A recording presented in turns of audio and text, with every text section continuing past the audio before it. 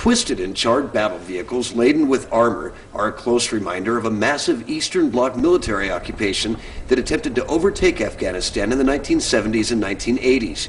To say the Russian military are not fondly regarded here is an understatement, and after years of occupation and fighting that ended in defeat, these remnants of war are among all that is left. All over Afghanistan you'll find remnants of the former Soviet presence that was here.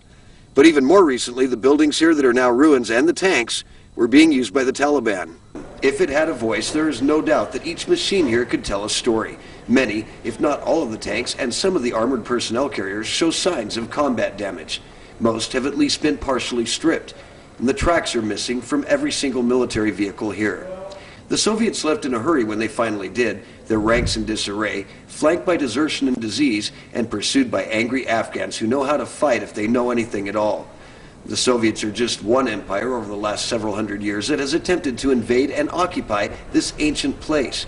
And like all that came before it, they left empty-handed and with few soldiers and pieces of equipment, as these images depict. Well, the first time I came out here, it was just amazing to see it. And everyone, like myself, everyone that comes out here, the first thing they want to do is stop and take a lot of pictures. As the weapons of the Soviet military machine now rot in the Afghanistan desert, I've discovered that these complex metals are not easy to recycle, and Afghanistan has few facilities that could accomplish that if undertaken. Now these armored weapons of war have become monuments. What they represent is up to interpretation.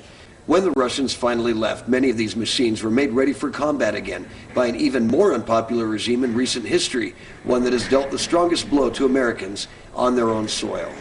Well, I know this has always been a military training center for the Afghan armies under the different control, even prior to the time of the Russian invasion. But after the Russians invaded, they used it, and they built some buildings here, and then the Taliban used it when they were here. And so some of the destroyed buildings to our left were all part of the buildings that the Taliban was using to do maintenance on the tanks that they had. The equipment left here near the Kabul Military Training Center was not the cream of the crop for the Soviet Union. The latest models appear to be the Soviet T-62 tank.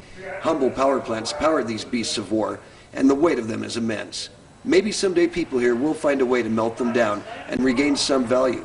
Hardly a true penance for the suffering the people here underwent at the hand of the Soviets. For now, they continue to freeze in the winter and bake under the hot Afghan sun each summer. In Afghanistan, Tim King, Fox 12 News.